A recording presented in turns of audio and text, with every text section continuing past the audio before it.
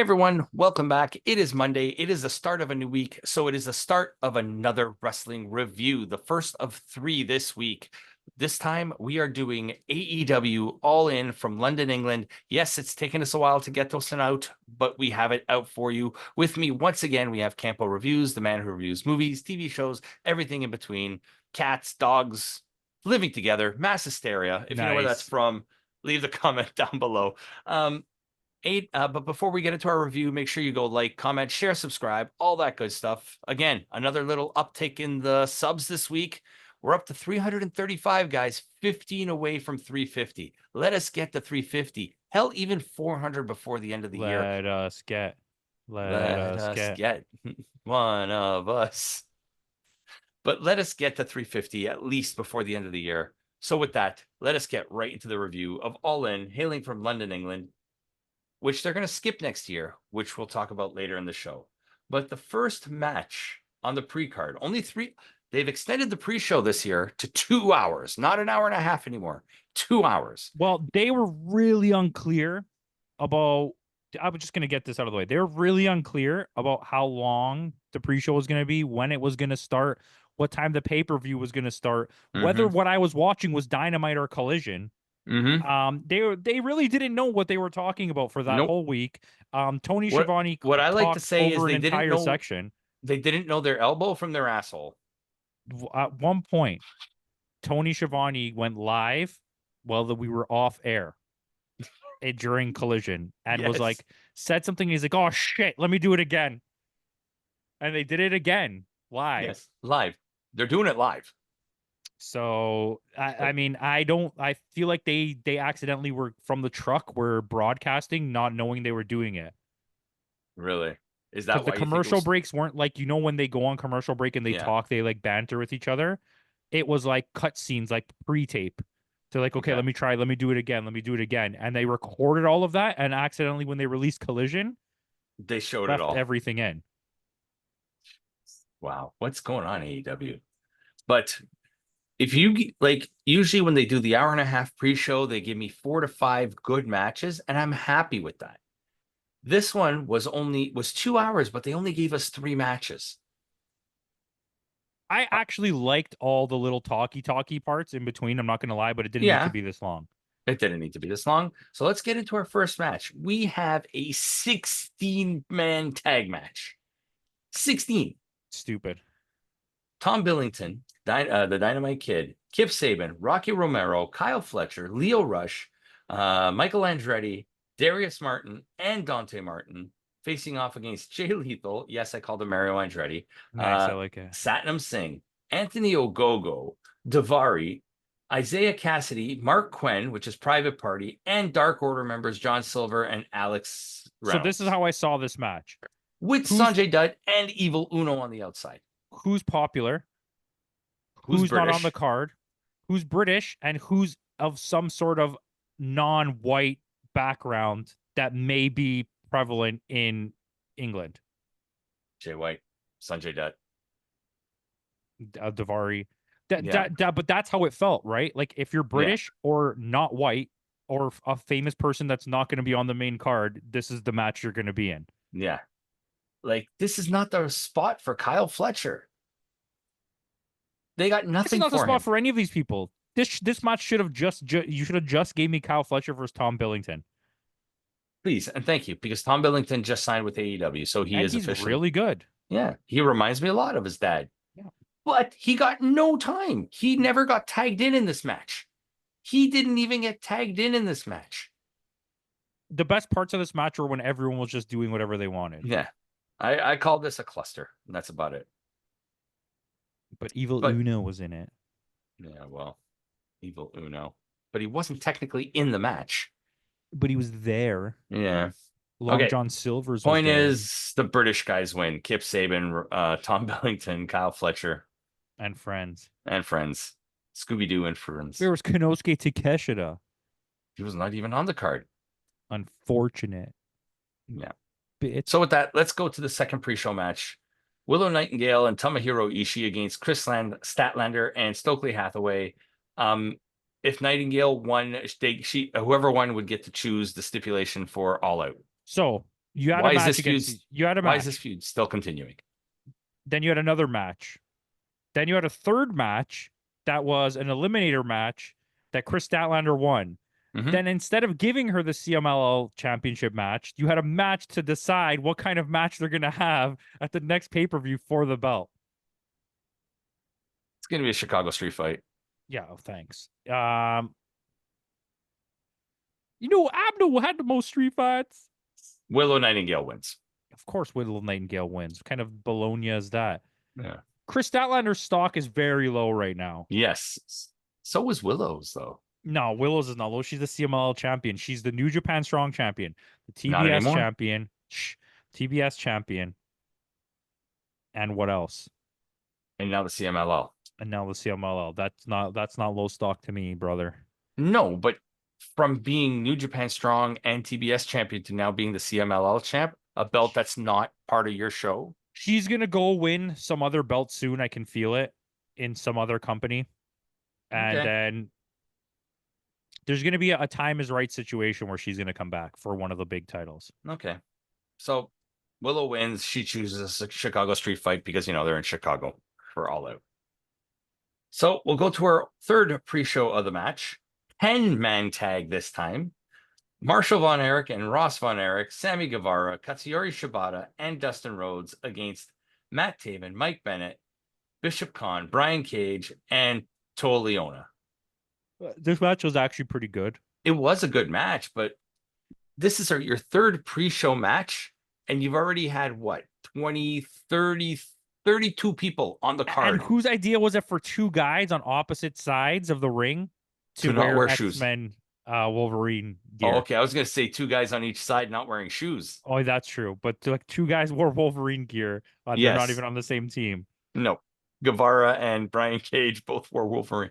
Mind you, Brian Cage pulled it off a little better. Yeah, he's the human Wolverine. The rabid Wolverine, some would say. Yeah. Minus the killing of the family. Ooh, you might have to bleep that out. You have to have a little censor beep over there. Can you give me a censor beep? Yeah, I'll give you a censor beep. Oh, that's wicked. I'll give you a censor beep. The Von Erichs win. They're really pushing Dustin. Yeah, good. I don't care. I'm happy. They really don't want him to leave, so they're pushing him hard. It doesn't feel horseshoe. Organic. No, it feels organic.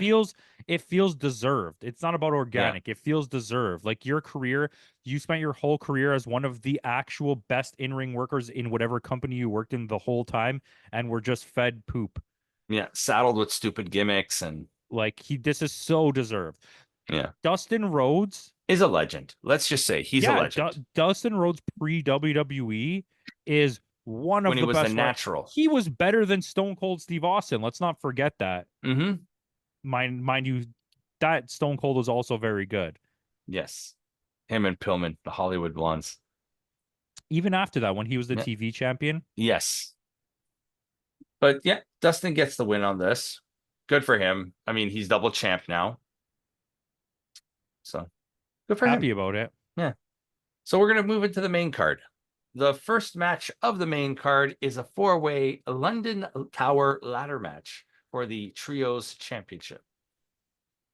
We've already had 32 people on this card, and we're adding another 2, 4, 6, 8. So we're up to 40, and we're barely 4 matches deep. Yeah. That's a thing. Yeah. So we have Pac and the BCC against the Patriarchy, who are the champions, against Juice Robinson and the Guns, the Bang Bang Gang, and the House of Black. Man, I love the Bang Bang Gang. Especially with Juice. They're so awesome. The whole interaction between him and Mama Wayne there. The big ladder pullout was wicked. Yes. That's one thing I put. What's with the little ladders? I think it was just to make the big ladder funny. Okay. That literally was just to be a juxtaposition of look how big that ladder is. It was so tall, it was taller than where the belts were. Yes. Comically large. But this was a good match, though. Yeah, this was Very actually good a match. really good match. It's maybe arguably the best match on the card. I'm not going to say it is, but it's arguable. You Yeah. could make that argument for said match. Um, it's really enjoyable. I thought the spots were really nice. There Hmm. was some really cool, like inventive stuff. Yeah. Juice took a huge crotch spot, huge, maybe the biggest Yeah. we've ever seen. Yeah. But Um, luckily he's rock hard, so he's fine. oh, he was good. He was good, He was good. But yeah, um, in and the not end just though, because he's married to Tony Storm. hmm, who's next on the card? Um, but in the end, Blackpool Combat Club and Pac end up winning. Pac gets his all-in moment because he missed last year. I think so. I think this is super deserved, and I think it For goes. Pac, yes. It's for all of them. For all of them. If you look at in the short time of the push of Hmm. Wheeler Yuta, he won what, 3 pure championships and a trios belt now. So funny thing, this is Claudio's and Wheeler Yuta's first championship in AEW, not ROH. Yeah, and I think that means a lot to me. It means a lot to BCC, Hmm. given what might happen. But I Yes. think that Is that first, after this? No, when does Mox returns on Dynamite? yeah. So, but I don't know what's going on with him. But apparently, he's still going to be part of BCC. They're in a really weird place. I Yeah. guess we could talk about this for a second. The Pac thing I get because he fits in with them so well Hmm. because he's such a tweener, and with the Penta and with the Lucha Brothers leaving, it's like he needed somewhere to go, and this is a Yeah. logical place, especially because it's called Blackpool Combat Club. And Um, he's actually British. he's actually British, and it's just weird to me though because Danielson is such a face, and Moxley right now is being pushed as such a heel. Yeah. They're still pushing Pac as a heel because he does something that happens with Will Ospreay on Dynamite, Yeah. and then you have Wheeler and Claudio that are kind of like tweeners. So it's like everyone in the whole group is in a Yeah. different spot, Yeah. but I don't hate that at the same No, time. I actually kind of enjoy it. This was an Yeah. unexpected win. I don't think Yeah. anybody was expecting them to win this match. And like you said, because Death Triangle pretty much with them leaving is no more. So I think Pac fits in perfectly No, with the Blackpool Combat Club. I would have said House of Black wins or Hmm. Jay White shows up, shenanigans, And the Bang Bang. and Bang Bang Gang wins. This was my last choice was that BCC would win because it was such But a I'm random I'm not team. upset about it. No, I actually really like it. I think No. catching everyone off guard was a really good call. Yeah. It wasn't as predictable as we'll talk about tomorrow night on the WWE card. Yeah, that's fair. Tune in for that tomorrow because you'll be surprised with our scores. Yeah. Spoiler. So with that, we'll go into our next match. It is for the AEW Women's World Championship. Tony Storm defending against Mariah May. Is it too soon for me to say that this is possibly the women's match of the year? No. I think this was so intense. There was so much story. This was the best storyline going into this Yes, entire event. absolutely. There was color. Even though the turn happened too fast, It did. But but I the think build as Mariah May as a heel with the bloody shoe, it was fantastic. and her character's really good. Listen, there's real bank in women's wrestling by taking women that come up through Japan and Hmm. letting them continue to wrestle that way and And not even having neutering them. showing Mina in the crowd like torn between the two and like And it's like the thing with the mom, there was yeah. blood, it was intense. There was some really big spots by Tony Hmm. Storm. She took some Yeah. big bumps.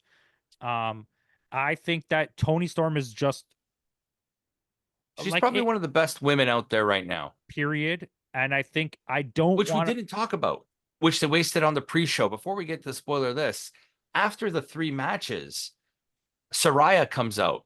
Mm, Which we missed. Soraya comes out. She starts going on and on and on. And who should return? Jamie Hayter. a Almost didn't very, very different looking Jamie Jamie Hayter. Hayter. I She almost looks didn't. I was gonna say I almost super didn't thin. recognize her. Yeah, I almost didn't recognize her. And it plays into it because she has a match on Dynamite, which whatever. With this Mhm. doesn't spoil anything. She doesn't seem to have that power that she used to. The dominance. Right? She's not as muscular. She's not as thick. She's very lean now. Before she was built more like a little thicker than Tony is now. Well, her body was just generally thicker, but then she was Yeah. also very muscular. She was kind of let's maybe between a Tony Storm and a Jordan Grace, like in between there kind of thing. somewhere, yeah. And now she's much more of like She's leaner. she's a lot leaner. She's much more like Soraya sized. Yeah.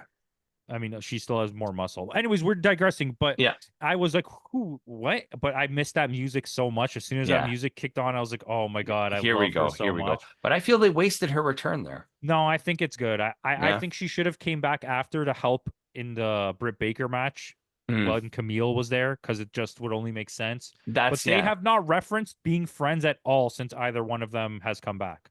Yes. So So I well, think maybe that turns into a feud between them somehow. I'd like that. I mean, I don't If want she anyone to lasts wrestle any Britt longer with the Baker. company, but we'll talk about that in a little bit. But in the end, after a fantastic match, like you called it, I think this may be the women's match of the year. Mariah May is your new women's champion. This is the right time to change belts. I think it's too early for that. I thought the heel turn was too fast, but it worked out really well. I do still think it's too early for her to have won the belt. I think you should have had a match at All In, let her lose, and then at All Out have a rematch and Mariah May wins. Okay. And make up the stakes, make it like a cage match or something, and then be like, oh, she's gonna win. But we're going to go into our next match. We have Chris Jericho defending the FTW Championship, which is, he renamed it as For the World. Yeah, For the World, the learning tree. He's like, hello. Hi, guys. And against Hook. If Hook were to lose, this would be, he would never be able to face Jericho again for the belt. Yeah, okay, whatever. I hate that stupid stipulation. I don't. But again, we got outside shenanigans by Big Bill and Brian Keith. And then the moment of the match. The moment of the match is Taz gets up from the commentary desk and puts the Taz mission on. Who did he put it on? Keith? Yeah. Because he probably couldn't reach Big Bill. The bad apple, Brian Keith. Because Big Bill is like 7 foot tall, and Taz is 5. I'm hoping. What would have been funny is if Big Bill backed up to the announce desk and Taz stood on the desk and put him in the that would have been cool, actually. I'm hoping that there's a blow-off match somewhere down the road that's just like a really short match on a card where it's Taz versus Jericho. Just give us like a 3-minute match. A la Great Muta and yeah, like no interference. No, what was it? And Chono. Yeah. When they had their little match at like no interference, just let them go. Let him put Jericho in a Taz mission. And that's it. Yeah. Kind of like what they did with someone who retired 15 years ago who made his return to the ring tonight. Who was that? Well, we'll talk about that. But let's talk about this match first. This was a fun match. I'm just the Jericho mid-card vortex of nothingness. Yeah, and it's fine because Hook needs that. This is not a situation where you're lowering somebody. You're actually elevating Hook. You're elevating Big Bill and Brian Keith by having them with him. It's really funny. I do know there is that whole thing, like Jericho really has this thing where he just needs to always lose in a way that's convincing, and I don't like that. But the match was okay. Yeah, match was fine. 2.5 stars. Yeah. So with that, we are going into our 3-way tag team match. So as I was mentioning earlier, after the ladder match, it was 44 people. Okay. 46 after Tony Storm, 47, 48 after Chris Jericho. That's not including all the outside people. With that, we're already up to 55 people. And now we get another 6, 7, 8, 7. Okay, so we're up to 62 performers on the show already, and we're not even halfway through yet. Oh, yeah, then we have the gauntlet match, which is like... Okay, so this is the Young Bucks defending the tag team championships against FTR and the Acclaimed. I'm going to be honest with you. I didn't really like this match. No. It was kind of boo. Yeah. I did like the Sgt. Pepper outfits. Yeah, I mean, okay, the Bret Hart stuff, fine. There was a couple of fun spots here. I like the stuff where they were helping the other team. Yeah. Like it was one guy from one team, one guy from another team helping the other team fight against the Bucks. Yeah. I thought that was fun. The enemy is my friend. But the overall match, especially with given the 3 talented teams, I thought Like, when's the last time you saw FTR put on a match and you were like, oh, it was just okay? It was just okay. And it was short too. It was only like 10 minutes, Yeah, but I 12 think they minutes. shortened it up on purpose because it happens again later with the Perry and Allen. Perry and Allen match where it feels awkwardly short and you're just like, Yeah. okay. I think they did that on purpose to give more time to stuff Yeah. because the gauntlet match is pretty long. Yeah. That went pretty long. But in the end, the Bucks retain in a match. Yeah, it was like fine. Yeah. I mean, I called it poo, but it wasn't Yeah. poo. Just So next we have the Casino Gauntlet match for a future AEW World Championship. I thought this was the ring match, the ladder ring match, but it's not. It's basically whoever gets the pin no, wins. that's The casino, the casino gauntlet or whatever. but this was the Casino Gauntlet match. Was it? No, wasn't it just? Was it called the casino gauntlet? So what's the difference? What I don't get it. Which one's the one with the cards? You draw like the 8 of clubs or something, and I don't know. I know the one with the hanging poker chip is the casino Battle battle Royal. royal. Oh, okay. So you have, this is an order of entrance. You have Orange Cassidy, who came into that Mr. Bean intro, which I absolutely Was thought. amazing. I loved it. Like he comes up, even dusts himself off like Mr. Beans, puts his hands in his pockets and walks. It was That was great. gold. Okada's next. They start the match. Okada-san. And we have a returning. Technically, he was already with the company, but Nigel McGuinness makes his first in-ring appearance in over 12 years. Oh, well, it was pretty awesome. And he did great Mhm. in this match. And then you had Kyle He was O'Reilly. in it for a long time because he came in third. Yeah. Then you had Kyle O'Reilly. And another surprise entrance, which I was not expecting, was Zack Sabre Jr. Yeah, that was nice. Then Roderick Strong, Mark Briscoe, Hangman Page, Jeff Jarrett, which was nice. And the one everybody was expecting, Ricochet, makes his AEW debut. Oh, and he was great in this match. Mm-hmm. And then you had Christian Cage and Killswitch. Okay, so ending is barring the ending because the ending plays into a situation where you don't notice it when you're watching the match, but when you find out later, Killswitch holds Christian's leg for going up the ladder. Yes. So they're like on a breakup. They're like he mad. Also came up and he also came out as Luchasaurus, not Correct. as Killswitch. Correct. But then he helps Christian win this match. Yes. But I like the swerve because I like that Christian one. I'm very interested in a Christian versus whoever wins when we find out who wins. Yeah. Very interested in that. And I do think you need a heel like Christian to always be somewhere in the top of the card. Okay, they didn't need the trio. He is the best heel in the company right now because you don't have Samoa Joe. Like Luchasaurus is pretty decorated for a guy who's like at the bottom of the mid tier. Yeah. Not like as an actual performer, but just like where they placed him, right? Yeah. He won the TBS belt, he won the trios belt, he won the tag team belt. Yeah. So he's pretty much won like a lot of the belts here. He hasn't won any singles, but TBS. He was a TBS or TNT champion, sorry. That's right. But and then he gave it to Christian. But this in the end, Christian does win this match. Yeah, this is maybe, if not the best, it's my favorite multi-man battle royale situation match of the year. Yeah. I thought I enjoyed this so much. What I liked about this is whoever gets the first pin wins. Yeah. I think it adds an element different than the Royal Rumble where it's just throwing someone over the rope. Yeah. So it allows everybody to be in the match the whole time until somebody wins, right? Now, let's talk about this because he is not the only disgruntled employee in AEW right now. And I don't know if this is a work or a shoot, but Paige is not very happy with his position on his card right now, on the card right now. I would say it's a shoot. Yeah. I would say so. It feels like it because it's too obvious. It's too obvious, and he's very prominently high ranked, and he's friends with all of the major players. So, right, he's friends with Okada, he's friends with the Bucks, he's friends with Kenny, he's friends with Tony Khan. So it's like he's one of the first people there. He went on one of the best tag runs they've ever had in that company. He's one of the best world champions. And see, this is what I'm thinking now. Kenny returns, takes him out of this funk, and they beat the Bucks. It's good. I think it could be that. Or the other way around, he goes full heel, joins the Bucks, and when Kenny comes back, he's like, look at all what we did for you, and you're complaining, like, I don't know, some shit like that. But it he's still so prominent. He's gonna fight Swerve. Yeah. I didn't say But about what.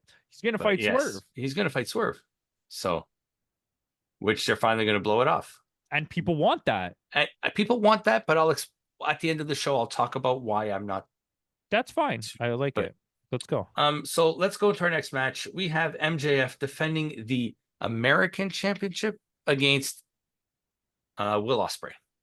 Um, I generally, didn't like MJF in this match. no, I didn't either. I think that I still have a big thing where I think their styles don't work together. No.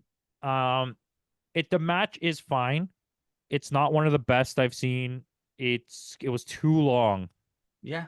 It was 25 minutes. Just It as long as the gauntlet match. and I mean, it was like, was it enjoyable? Yeah, but it was kind of boring. Not as good as their first one either. No, I don't know. I don't know how to say this. I feel like they needed to move MJF to a better feud, which I think he is Yeah. in. I think Daniel Garcia is a better feud. Is a better feud because spoiler, about towards the end of the match, a masked man comes in, one of Osprey's ninjas, because I think Ubisoft was promoting him because they did a whole Assassin's Creed thing. It has his intro, and they had the ninjas and Assassin's Creed Shadow, I think it's called, coming out Yeah. next month. Which, if you've played Outlaws, I'm not too. I mean, Not it's since the Egypt one, it's been the same game. What is that like? Yeah, Is this the fourth game now? this is the fourth Since one then? since, yeah. Or Mirage, I liked Mirage. Mirage was not a bad game. they're not bad. They're just all the same. Yeah. No, Mirage was a little bit back to old school. Was it? Yeah. I mean, I liked Odyssey. Yeah, That's it's the fine. Egypt one, right? No, that's the Greek one. Hmm. Origins was the That Egypt. and the Egypt one was fine too. Yeah. Yeah. Nothing But beats Black Sails. no, Black Is Sails, and hopefully that remake is coming out soon. Because we could use a Black Sails remake. Fun fact, the actor who played Constantine in DC Legends of Tomorrow is voiced Edward Kenway. Edward Scissorhands. Got it. Edward Scissorhands. Yes, Johnny Depp was in Black Sails. Nice. He did play Captain Jack Sparrow. Yes. But if you walk through Scarborough, you'll see Captain Crack Sparrow. That's nice. I like that. I appreciate it. But go back to the match. Not either of their strongest matches. Osprey, this is not the New Japan Osprey I'm used to seeing. And I think I don't like the stupid Tiger Driver storyline. It was so dumb. You let that linger for like a year to tell us that? Like, who gives a shit? But in the end, Kyle O'Reilly, after a distraction by Daniel Garcia. Kyle O'Reilly, yes. He got pinned by Christian Cage in the last match. No, in the end, Daniel Garcia causes the distraction, which causes Will Ospreay to hit the Tiger Driver and beat MJF, and now he re-establishes the International Championship. Mm-hmm. And I like him being the champion, but let's get him in a proper feud. Which, oh, thank you, we do get it. It's Pac. Mm-hmm. Yes, which I'm excited for that. So with that, we are getting probably, to me, the worst match on the card. Mercedes Moné defending the TBS Championship against Britt Baker. Probably to everybody, Mercedes because Moné. the backlash on this match is insane on the internet. It was bad. Like, let's just put it this way. Britt sandbagged her the whole match. And not only that, Britt was awful. Yeah. And not only that, that's Mercedes. the best I've ever seen Britt wrestle. Yeah. Mercedes wasn't good in this either. Mercedes is having this weird situation now where she went from wrestling a WWE style to then changing to finally learning to wrestle that Japanese style. Like, we watch her match by match evolve and improve. But now that she's back in AEW, she's wrestling wrestlers that don't want to work that style and are trying to wrestle WWE typical style. Women's wrestling style. And it's not going to work. I want Sasha Banks in a feud with Deonna Purrazzo or Thunder Rosa. Where is Deonna Purrazzo? I want to see her fight Camille. I don't want to see her with Camille. Right? Like, Jamie Hayter's going to eventually go for that title is what I'm assuming. I think so. That's what we're building to. And then tune in next on Wednesday, where Mercedes Moné defends the Strong Championship against Momo Watanabe. Very nice. Ties in, segueing. I bet you that match will be good. Yes. But this was not. And this went 17 minutes. No, this match was bad. Yeah. Like Like, actual as bad. Jim Ross would say, bowling shoe ugly. Yeah, I know. Yeah, okay. Yeah. And These Mercedes Jazz barrels. and Mercedes retains. So let's move on. Next, we have a coffin match for the AEW TNT Championship. Jack Perry defending against Darby Allin. I like this match. I don't care that it was short. It was fun. It was fun. It I was really fine. like Jack Perry. Yes, I like this character right off the bat. Referencing last year's All In, he brings glass to the ring. He did it, man. It was a really intense match for Yeah. short, over, told a really cool story, broke up the dumb monotony of what's happening, moved them Mm-hmm. both on. We're done. It's over. And Darby then Allin's gonna go wrestle Moxley. yep. They bury him, and let's talk about who comes to the rescue. Tell him. It's Sting. Sting returns. Searching. Yes. Get They a little played a lot of Metallica. royalties out in the show. That was fun. I don't care. Yeah. Brian Danielson's Final countdown. final countdown when everyone cheers is crazy. I literally showed it to my friend who's never watched wrestling like ever, and he's like literally sent me a picture after of like the poster of the thing on the pay-per-view channel, and he's like, "Is this it?" He's like, "I think I'm gonna watch it." Just from watching Oh, me that's sending what the I've. clip of Yeah. of everyone screaming final It's the countdown. final. He's like, "That's crazy. Like I never seen anything like that." Now, spoilers. We're recording this after we recorded the Bash in Berlin review. No, we wouldn't do that. Only reason why is because Putty needed to be in there and he had to go to sleep. But I forgot to mention in that review, the crowd, I never heard the crowd chant a Scooter song before. Oh yeah. Also, DJ DJ Scooter, that's my guy. However, that was also the quietest. I think maybe European they crowd. forgot to pump noise because they like to reverb noise or pump noise, whatever you want to call it. When CM Punk was coming out, there was a period when they were like calling his name where the entire crowd was completely silent. Yeah. It went from like crazy loud CM Punk chants to just silence. And then everyone was like, when they said the name, they were like, CM Punk. And then it went back to silence. Yes. Right. I thought that was really weird. Yes. But let's go back. Speaking of now CM I got Punk, a chance to rectify it. segue back to Jack Perry. Jacobald Perry, a good match. It was a good match. It was fun. Sting comes back and he saves. Is he just coming back to save Darby, or he's not back? He's not back. He's not back. Okay, let's hope not, because then that would demean his. Apparently, this is the storyline. If you wanted me to give you, go for it. Potential future spoilers. The whole point of this feud is that Moxley is going to beat the living shit out of him, so they could write him off TV and he can go do his climbing Mount Everest thing. Okay. That's the general plan, to just get him a year off TV or something, because he's healthy enough now to do it. Yeah. Okay. No broken bones or anything, unless Moxley breaks him again. He gets hit by a bus. Yeah. So with that, let us go to our main event: title versus career.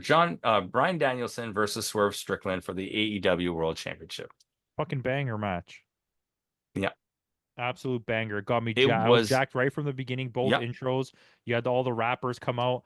All the rappers we always see. DJ Who Kid, West Side Gun. Well, I can't remember the other guy's name. My brain's not working. The guy who actually sings the song with him was there. That's from his like production company or whatever. And it's like that was fun. I'm surprised they didn't get Action Bronson out there to jump in on it too, because he's always at their shows. Yeah.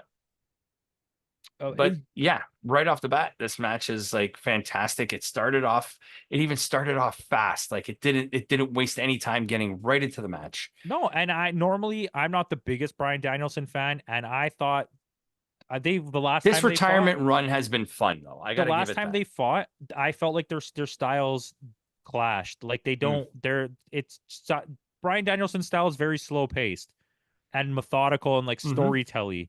And Swerve's is very like intense and fast and like hard hitting, and they kind of just don't flow, but it works so well here.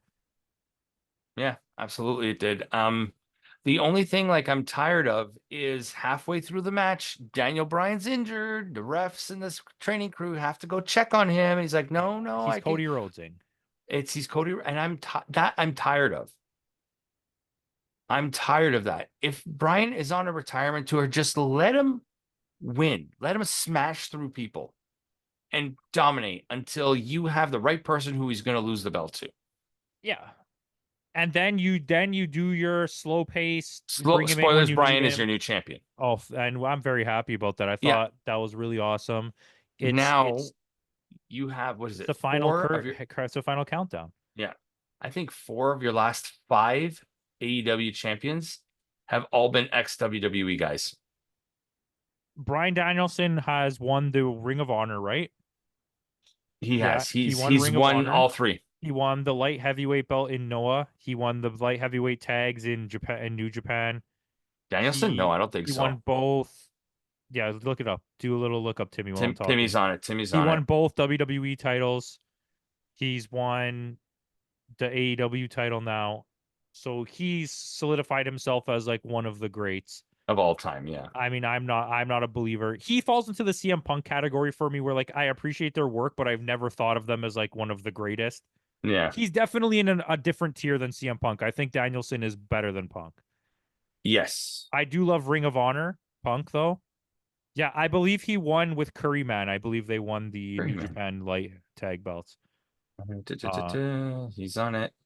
New Japan Pro Wrestling, IWGP Junior Tag Team Champion with Curryman. You are correct, sir. I'm never wrong. He's won the PWG Championship. Yeah, he did. He won the Noah Junior Heavyweight belt. Pro Wrestling Noah, yep, one-time champ.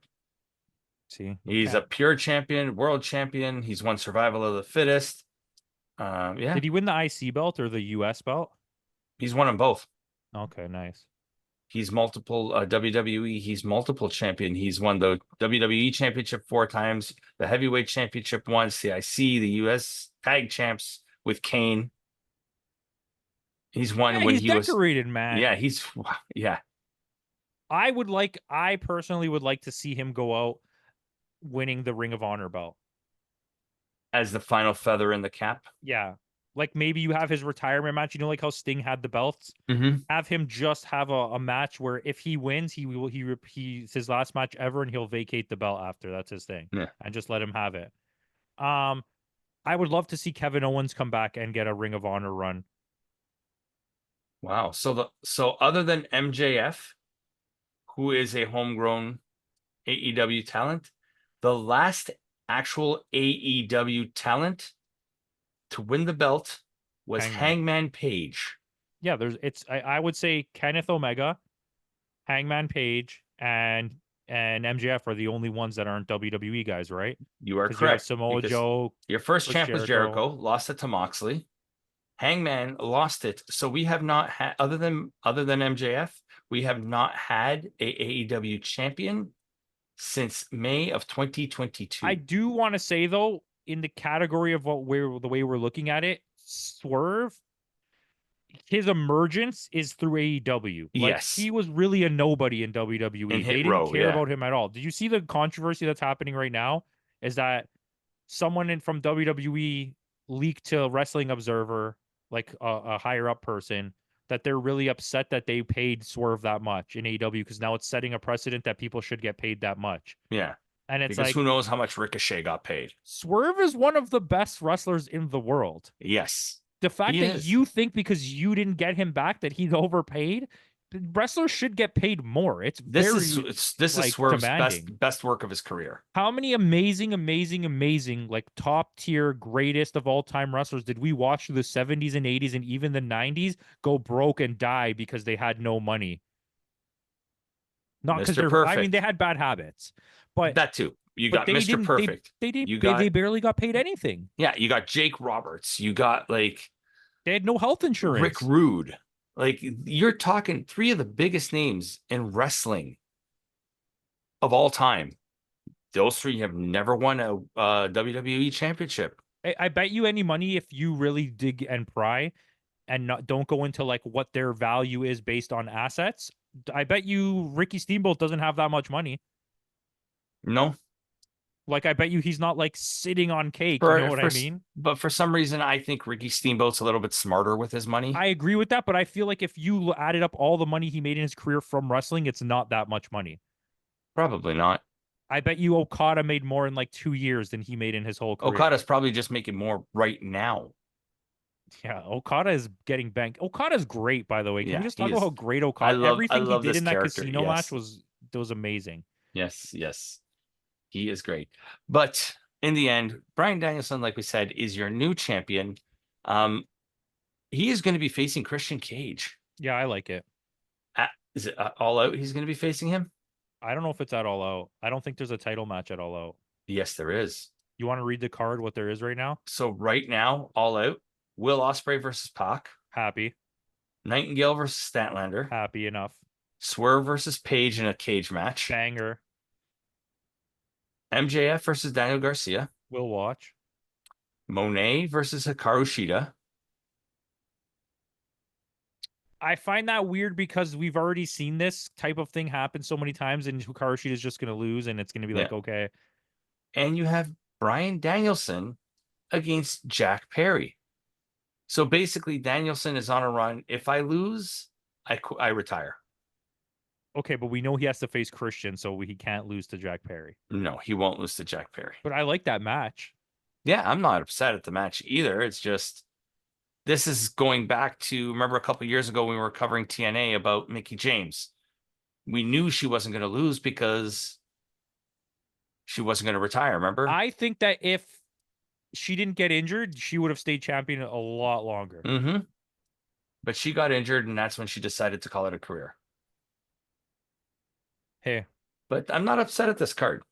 no, And you so know there's far going to so be about good. another 9,000 matches added to that How many is afterwards. that total? 5, right? Six. Six? There's going to be at least 2 more minimum, and then there's going to be 3. Well, you're not going to pre-shows. get. You're probably going to get another. You're probably going to get a tag match or a trios match. You might get a Ring of Honor World Title match Maybe because there's not Okada. another pay per view for a while. Maybe Continental Belt. We haven't seen that. That's going to happen for sure. Yeah. And Some Storm kind defending. of random blow off. Storm defend or not Mariah May defending. I don't think so. I don't think you get that yet. I think there's going to be like another women's match. That's like Saraya versus Hater probably. Yeah, that's probably what it's going to be. They're probably going to do Saraya versus Hater. But yeah, I'm not upset. AEW knocked it out of the park again with this one. What would you score this show? Do you know what we scored last year's? Yes, I do. I can pull that. I'm not doing that as a frame of reference. I'm just actually curious. I don't remember. August. Yes, I have it right in front of me. Do you want to know your score? Yeah. 8-6. What did you give yours? 8-2. Okay. And what do you score this one? I asked you first. I'm real conflicted here because I don't think it was nearly as good as last year's. 7-9. Yeah, I gave it an 8 even. Yeah, I think that's fair. Yeah. It was still a banger show. I think so too. It was missing that like the middle matches, even though they were good, that started off so strong with those first 2 matches, and then it just kind of petered off a bit. Yeah. Until the final match. And then I took points away for that Monet match. For sure. And yeah. The shortening of the Jack Perry match, I think, affected it. The shortening of the tag match affected it. The what was the other match? The FTW match was just okay.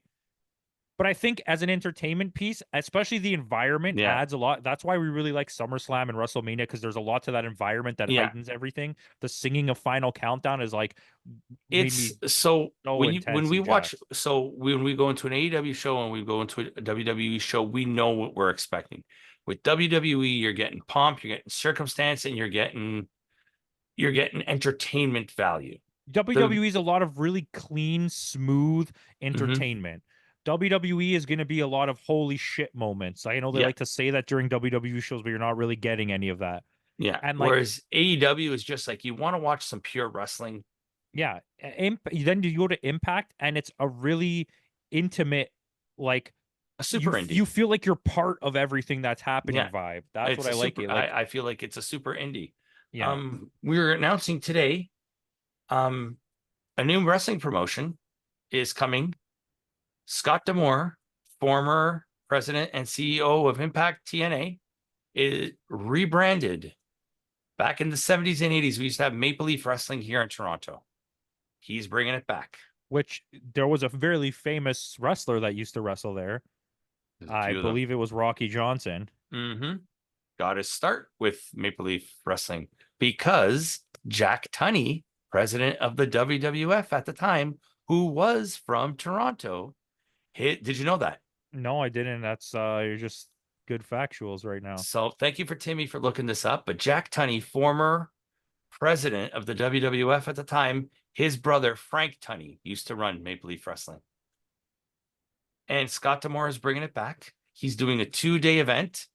And we saw some of the names on the card and we're like, I think we need to review this show. Yeah, we'll review it as one thing. One show. Yeah. But with that out of the way, guys, thanks again for joining us. If you watched All In, let us know your thoughts in the comments down below. And in the words of Kenny Omega, goodbye and good night.